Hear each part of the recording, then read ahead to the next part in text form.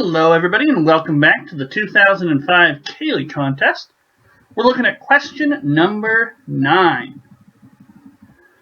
ABCD is a rectangle with M, the midpoint of BC, okay, and N, the midpoint of CD.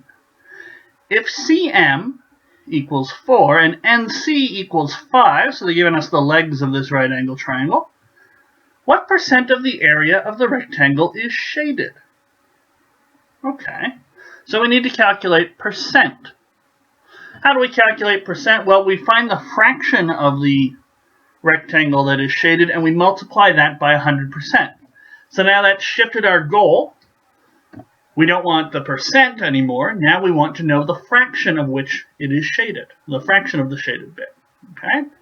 So we work backwards. We want percent. How do we get percent? So then we, fraction of the amount of the rectangle that's shaded. Okay. So how are we going to get the fraction of the amount that's shaded? Well, we work out the area that's shaded, divide that by the total amount of area in the rectangle. And that, I think, is achievable. Yeah, sure, we only have small parts of the dimensions of the triangle. But knowing that the N and M are midpoints should actually give us enough information to solve this one.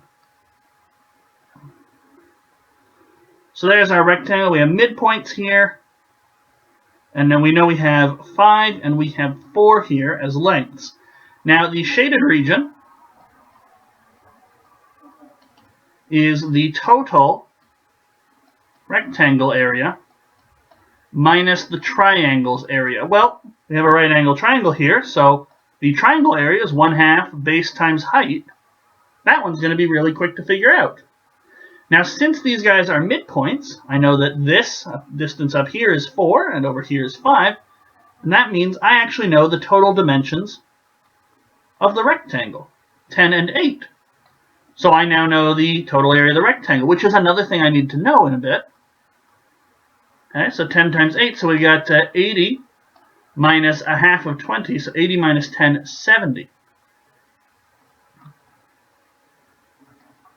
So the fraction of the area that is shaded is going to be, well, the shaded area over the total area, or 7/8, and now I need to turn that into a percent.